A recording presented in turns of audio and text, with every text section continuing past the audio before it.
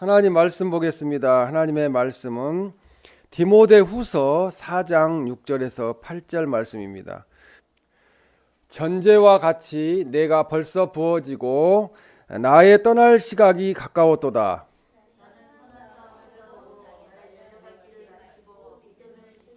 다 같이 읽겠습니다. 이제후로는 나를 위하여 의의 면류관이 예비되었으므로 주 곧 의로우신 재판장이 그날에 내게 주실 것이며 내게만 아니라 주의 나타나심을 사모하는 모든 자에게도니라. 아멘. 신앙을 결산할 때라는 제목으로 하나님의 말씀을 전하겠습니다. 우리가 신앙생활을 하는 거 제가 오늘 또 깨달은 게 있어요. 어제 바쁜 중에도 눈이 많이 와가지고 제가 눈을 다 이렇게 쓸었는데, 쓸면서 무슨 생각을 했냐면 기온이 영상으로 올라가니까 아마 아침엔 녹을 수도 있는데 이걸 왜 하나, 그런 생각을 했어요. 그러면서 오늘 아침에 보니까 역시 생각대로 되었구나. 그래서 인생을 살면서 하나님이 하실 수 있는 일이 있어요. 다 모든 걸 해주세요. 근데 하나님이 하실 건데 내가 괜히 걱정을 했구나, 내가 괜히 염려를 했구나, 하나님께 맡겨야 되는 삶을 살아야 되겠구나, 이런 생각을 하게 됩니다. 차가 미끄러지니까 조금 한 부분이라도 안 녹고 있으면 안 된다는 생각으로 눈을 치웠는데, 우리가 인생을 살다 보면은 우리가 열심히 살았지만 하나님 안에, 믿음 안에 있지 아니하면 그것이 헛고생이 되는 거예요. 괜히 하지 않아도 될 일이 되게 될 수 있습니다. 그래서 2023년 달력에 우리가 마지막 장을 찍고 잉크 냄새가 물씬 풍기는 새해 캘린더를 보면은 누구나 마음이 설레는 것 같아요. 새해는 올해보단 낫겠지, 더 좋아지겠지. 하나님의 성령은 이제 바울사들을 통해서 우리의 삶의 자세를 가다듬기 위해서 빌립보서 3장 13절 14절 말씀에 즉 뒤에 있는 것은 잊어버리고 앞에 있는 것을 잡으려고라고 말씀하고 있습니다. 그리고 14절에 표대를 향하여 그리스도 예수 안에서 부름의 상을 위하여 달려가노라. 우리의 대부분의 삶이 잠을 못 자고 걱정하고 근심하는 것이 무슨 문제로 그러냐면은 뒤에 것을 잊어버리지 못하는 것 때문에 그래요. 지나간 것을 자꾸 생각하는 거죠. 그때 이렇게 하지 말았어야 되는데, 그렇게 하지 말았어야 되는데. 그래서 우리는 뒤에 것을 잊어버리기 바랍니다. 이제 잊어버리고 2023년 이전 건 다 잊어버리고 앞에 것을, 앞에 하나님이 주실 복을, 또 상을 향하여 달려가는 우리들이 되시기를 주님의 이름으로 축원합니다. 새해를 새로운 마음으로 맞기에 우리는 어떻게 해야 할까요? 올 한 해도 우리가 결산할 때가 되었습니다. 그림을 그리다가 우리가 잘못 그리면 어떻게 해요? 그림을 다시 그리면 됩니다. 그리고 길을 가다가 잘못 가면은 그냥 돌이키면 돼요. 돌이켜서 다시 걸어가면 됩니다. 그러나 한 번 지나가 버린, 다시 지울 수도 돌이킬 수도 없는 단 한 번뿐인 인생이라는 거죠. 우리의 인생은 그때 20년 전에, 30년 전에, 아니 2년 전에 그렇게 하지 말 걸 하는 생각은 하지만 우리가 돌이켜서 그때로 돌아갈 수가 없어요. 그러니까 인생을 후회하지 않는 그런 삶을 살아야 됩니다. 잘못 살면은 남는 것은 후회하는 마음이 계속 남게 돼요. 나의 생명을 주신 하나님 앞에서 인생을 결산할 날이 반드시 올 것이라는 거죠. 지금 인생을 살면서 70이요, 강건하면 80인데 그거 살면서 후회할 일들을 만드는 것이 우리가 하는 일이잖아요. 현재 우리의 모습은 과거에 우리가 결정한 거, 결심하고 판단해가지고 결정한 거에 의해서 현재 우리 모습이 나타나고, 현재 우리의 모습, 현재 모습은 우리가 어떻게 오늘 사느냐에 따라서 미래가 결정이 되는 거예요. 그러니까 우리는 후회 없는 그날에 주님 앞에 설 때, 결산할 때 후회 없는 그런 모습으로 주님 앞에 설 수 있도록 결산 보고가 준비되어야 한다는 말씀입니다. 오늘 본문 말씀에서는 세계적인 전도자 바울이 사역자로서 또 성도로서 살아왔던 그 인생을, 신앙을 결산하는 내용이 기록되어 있습니다. 사도 바울은 인생의 결산이 잘 준비되어 있었습니다. 그러나 후회하는 삶도 있었다는 거죠. 이 예수님을 만나면서 사도 바울은 놀라운 변화를 겪게 되었습니다. 그래서 그는 지칠 줄 모르는 전도를 하게 됐고 교회를 설립하고 교회를 위해서 헌신하는 그런 역할을 감당했습니다. 또한 부활하신 그리스도를 증거하며 구속사의 성취의 도구로서 사도 바울처럼 쓰임받은 사람은 없습니다. 바울은 이제 백발이 성성한 노인이 되어서 네로 황제 치세 때 로마의 감옥에 다시 갇히게 되었어요. 그래서 이때 디모데서 후서를 기록하게 되었습니다. 차가운 지하 감옥에서 사슬에 매인 채 옷도 따뜻한 옷을 입지 못한 채로 그는 여러 가지 쇠약한 상태에 놓였습니다. 그래서 올 때에 옷을 가져오라고, 외투를 가져오라고 그렇게 편지를 쓰기도 했습니다. 그러나 그는 감옥에서도 슬픔과 절망 속에 빠져 있지 않았습니다. 오히려 주님이 주실 상급을 바라보면서 승리한 성도로서의 현재를 기억하면서 오늘 이 본문 말씀을 하게 되는 겁니다. 4장 6절에 전제와 같이 내가 벌써 부어지고 나의 떠날 시각이 가까웠도다. 여기 전제라는 것은 제단 위에 올려진 제물 위에 붓는 일정의 제주라고 그러죠. 이게 제사술을 이야기합니다. 제사술을 붓는 행위는 희생 제사의 마지막 의식이에요. 마지막 의식으로서 바울 자신의 희생적인 순교를 상징합니다. 이제 내가 떠날 날이, 이 세상을 떠날 날이, 하직할 날이 얼마 남지 않았다, 그런 이야기죠. 그래서 바울이 자신의 죽음을 임박하였음을 예견하고 남은 생명을 예수님과 온 교회를 향하여 헌신하겠다, 산 제물로 순교의 제단에 바치겠다는 결연의 의지가 오늘 4장 6절 말씀이에요. 전제와 같이 내가 벌써 부어지고, 이렇게 말씀합니다. 그래서 바울은 순교의 제물로서 자신의 거룩한 죽음을 내다보며 개선 장군다운 그런 당당한 모습을 보이고 있어요. 죽음 앞에서 이렇게 당당할 수 있다면 우리도 행복할 줄로 믿습니다.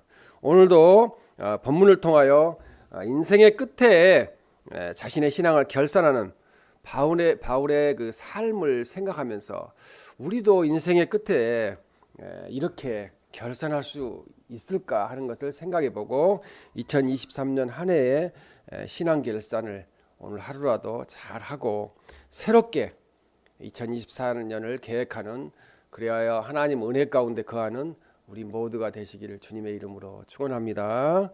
첫 번째로 이 신앙생활에서 내가 선한 싸움을 했는가를 결산해야 합니다. 1년 동안 내가 하나님 말씀대로 살기 위해서 선한 싸움을 했는가. 디모데 후서 4장 7절에 나는 선한 싸움을 싸우고 라고 이렇게 말씀합니다. 여기서 이 선한 싸움이라는 것은 사도 바울이 즐겨 사용하는 말씀이에요. 그 선한 싸움에 해당하는 헬라어는 아고나라고 하는 언어인데, 레슬링이나 곤투와 같은 운동 경기에서 싸우는 것을 이 싸움이라고 그렇게 이야기를 합니다. 이 경기는 상대방이 더 이상 일어설 수 없을 때까지 싸우는 것이 이 싸움이 되겠습니다. 선한 싸움이 되겠습니다. 그래서 선한 싸움은 오직 복음 전파를 위한 믿음의 싸움이라는 거죠. 그래서 한 해를 뒤돌아보면서 내가 입을 열어서 복음 전파를 하는 그런 선교의 사명을 감당했는가를 돌아봐야 됩니다. 성도는 세상으로부터 오는 시험과 유혹과 제약에 대항해서 또한 선한 싸움을 해야 된다는 거예요. 자꾸 이렇게 허락을 하면요, 자꾸 마음속으로 제약들이 막 밀고 들어오게 돼요. 그러니까 싸움을 해야 된다는 거죠. 그래서 우리의 싸움은 이 세상에서 이렇게 치고받고 싸우는 사람들 간의 싸움이 아니라는 거죠. 혈과 육의 싸움이 아니라는 거죠. 우리는 영적인 전투를 하고 있다는 거죠. 마귀와 세상 권세와 어두움, 세상의 주관자들, 하늘에 있는 악한 영들, 또 이 땅에 있는 마귀들과 싸우는 선한 싸움을 하고 있습니다. 그래서 바울은 이 싸움을 선한 싸움이라고 하였습니다. 사도 바울은 예수님의 좋은 군사로서 선한 싸움을 했습니다. 이 싸움은 가장 강력한 원수를 대적하여 사력을 다하는 싸움입니다. 우리도 이 싸움을 영적인 전투를 하다 보면은 마귀가 나를 침범해 들어오는구나 이게 느껴져요. 그러면 그걸 딱 차단을 해야 되는데 사람의 그 성질이 앞서다 보니까 그게 잘 안 돼요. 나를 건드는구나 마귀가 성나게 하는구나. 그래서 그때 영적인 전투에서 우리가 차단을 잘 해야 된다는 거죠. 그러니까 새해에는 그 영적인 전투에서 우리가 넘어지지 않도록 그렇게 싸움을 해야 될 줄로 믿습니다.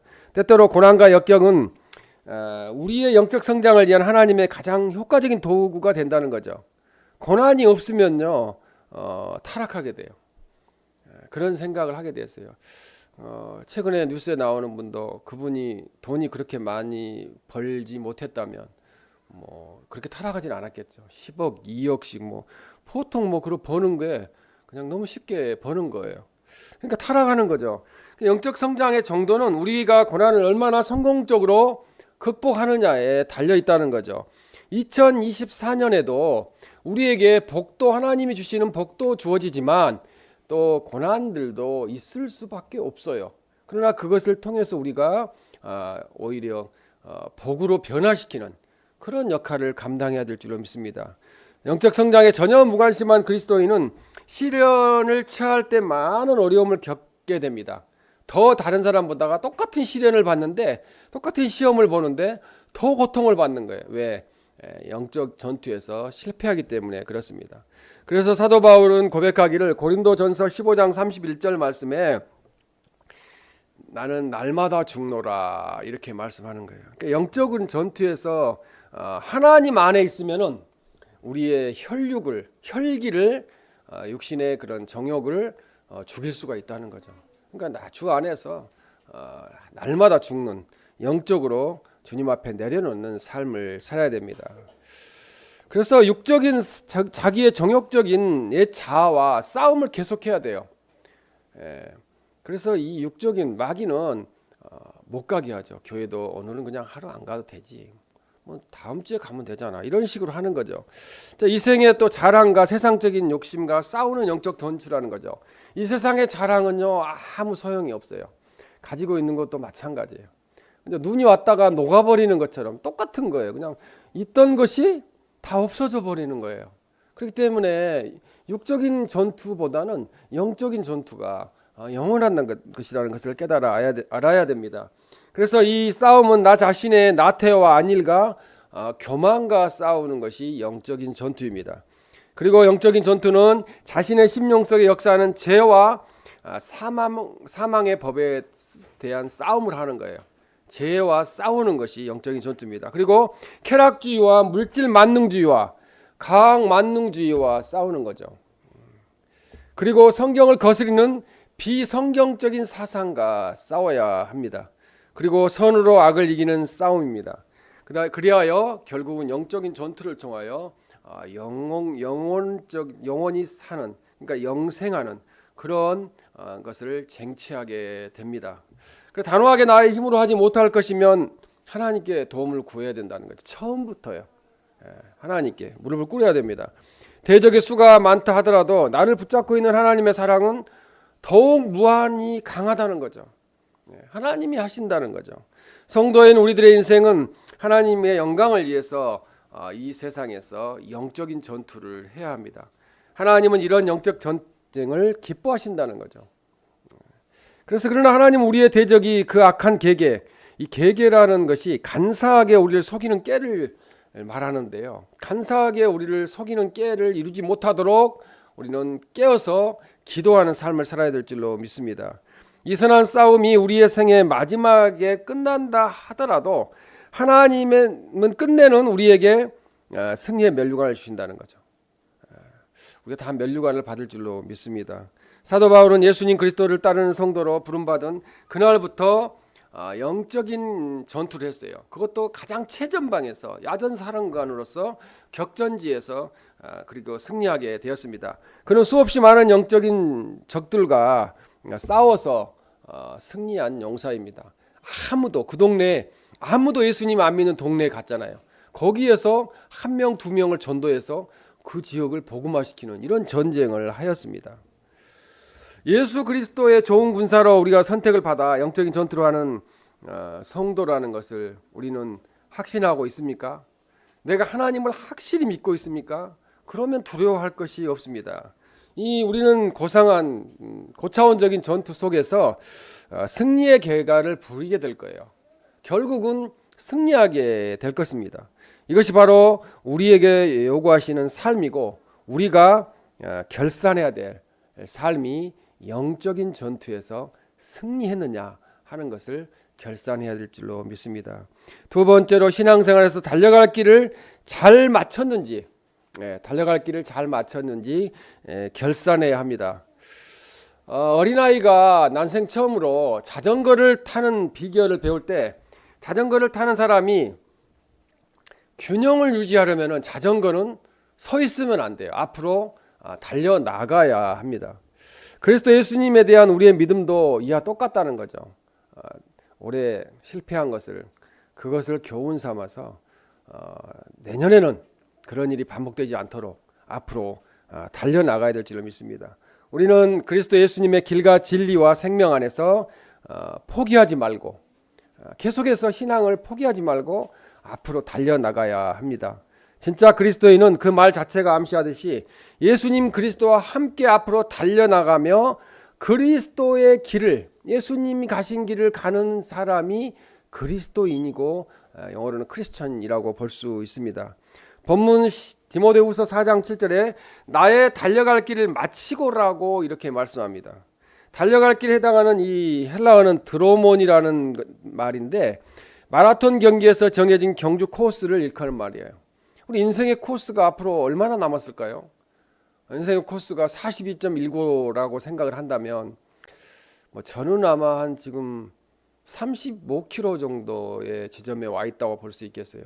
여러분은 어디에 와 있는지 그냥 쉽게 40km라고 보고 천국 가는 길에 어느 지점에 와 있는지를 한번 생각해 보시기 바랍니다.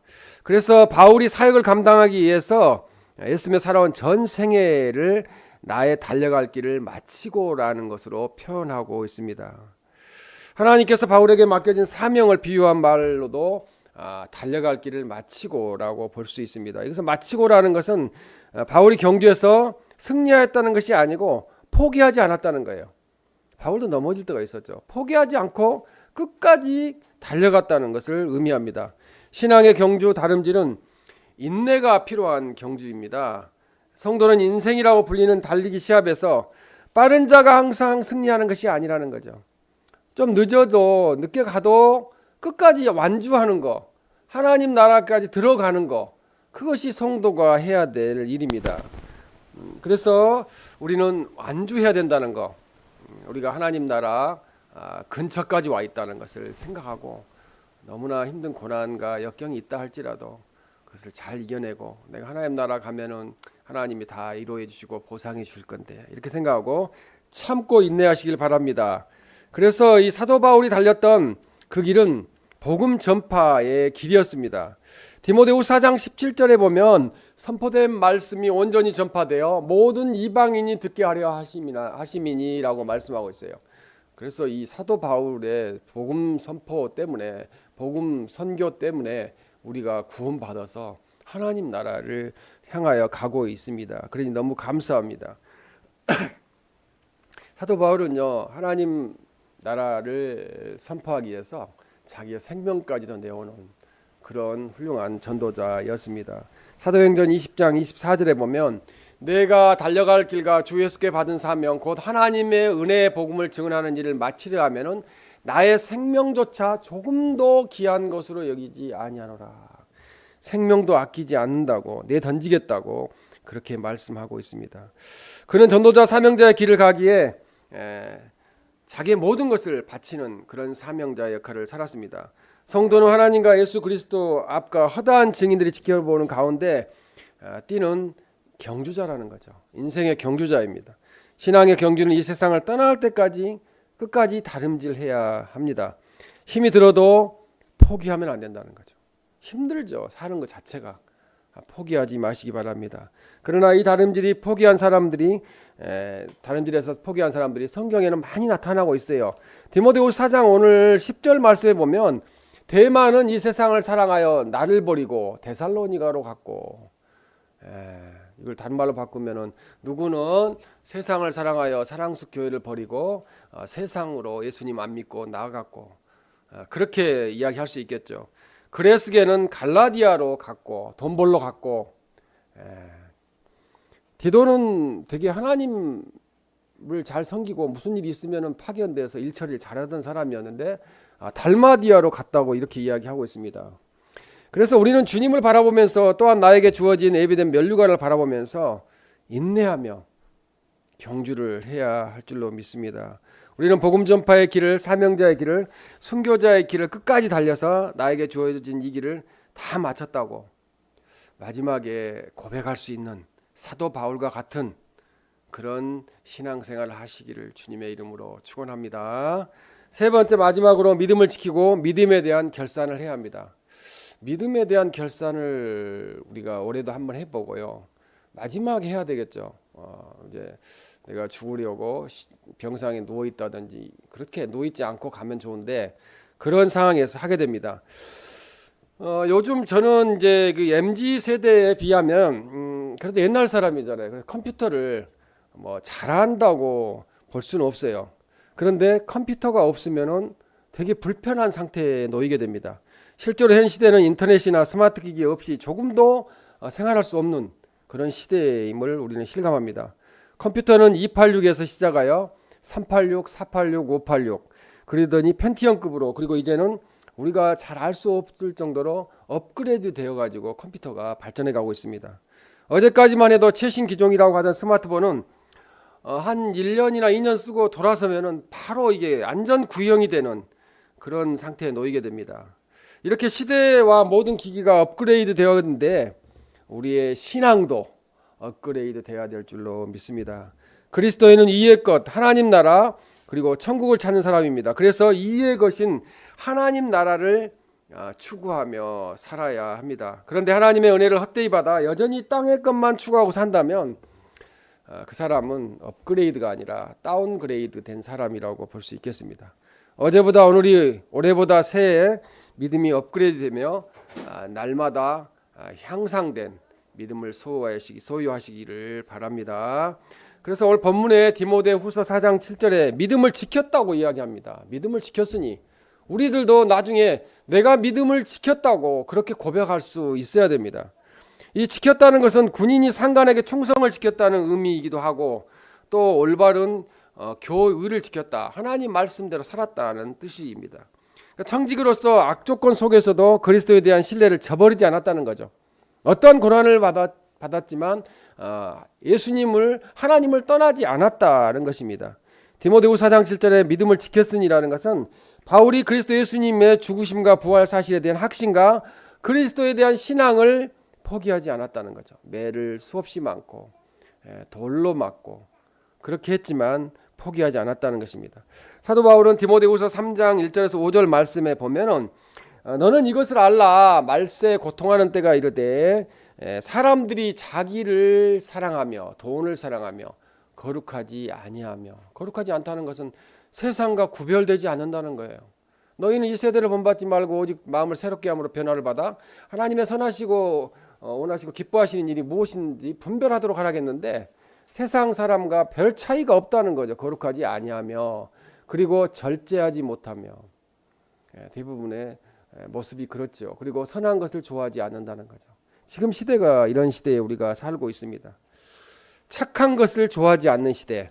그런데 좋아하는 게 있어요. 4절에 보면은 쾌락 사랑하기를 하나님 사랑하는 것보다 더하며, 그리고 5절에 경건의 모양은 있으나 경건의 능력은 부인하니 이 같은 자들에게서 내가 돌아서라고 이렇게 말씀합니다. 고난이 오고 유혹이 와도 흔들리지 않는 믿음이 살아있는 믿음입니다. 그리고 살아있는 믿음을 가지고 끝까지 죄와 싸워 이길 수 있도록 흔들리지 않는 믿음으로 살아가시기를 주님의 이름으로 축복합니다. 디모데후서 4장 8절에 이제후로는 나를 위하여 의한 면류관이 예비되었다고 말씀합니다. 면류관이라는 것은 운동 경기의 승리자에게 수여하는 올개수 나무 잎을 엮어서 만든 거예요. 그것이 면류관입니다. 면류관을 받은 그리스도인은 그리스도와 함께 왕노릇하는 다스리는 특권을 누리게 됩니다. 요한계시록 3장 21절에 이기는 그에게는 내가 내 보좌에 함께 하여 주기를, 이렇게 이야기합니다. 우리가 감히 어떻게 예수님 하나님 보좌에 같이 앉아 있을 수 있겠어요? 근데 그렇게 해주신다는 거예요. 그래서 의의 면류관은 믿음으로 의롭게 된 자에게 수여되는 면류관이고, 의의 면류관은 영생을 의미합니다. 영원토록 죽지 않고 하나님 나라에서 살게 하신다는 말씀입니다. 디모데후서 4장 8절에 내게만 아니라 주의 나타나심을 사모하는 모든 자에게도니라 라고 말씀합니다. 주님의 재림, 주의 나타나심은 주님의 재림을 일컫는 말입니다. 사모한다는 것은 사랑한다는 거예요. 간절히 사랑한다는 거예요. 주님 오시기를, 마라나타 주 예수여 오시옵소서 기다리고 있는 거죠. 그래서 이 바울은 본절에서 자신에게 주어진 의의 면류관이 자신뿐만 아니라 그리스도 예수님을 고대하고 사모하는 그런 모든 성도에게 임할 것이라고, 주어질 것이라고 밝히고 있습니다. 인생의 마지막에 이런 승리의 계가를 부를 수 있는 사람은 그것이 참으로 행복한 거죠. 예수님 안 믿는데 뭐 행복하세요, 뭐 이런 그런 이야기 아무 소용이 없어요. 우리는 2023년 한 해를 마감하는 이 시점에서 우리의 신앙 결산을 어떻게 평가할 수 있겠습니까? 선한 싸움을 지금까지 우리는 싸워왔습니까? 그리고 달려갈 길을 마치기까지 인내하며 달렸습니까? 믿음을 지킴으로 승리하는 삶을 살아왔습니까? 한번 생각해 보시기 바랍니다. 우리는 이 시간 잘못된 신앙 결산에 대해서는 겸손히 하나님 앞에 회개하고, 또 새해에는 새롭게 신앙생활을 살아야 될 줄로 믿습니다. 그리고 지금까지 달려온 우리의 신앙 결산이 하나님 앞에 아름답게 드려졌다면 주님이 우리를 부르시는 그날까지 그 신앙을 계속해서 잘 지킴으로 주님 앞에서 면류관을 얻도록 주님의 교회와 우리 모든 사람들을 사랑하며 선한 싸움에 힘을 다하는, 그래야 승리하는 2024년 새해를 맞이하시기를 주님의 이름으로 축원합니다.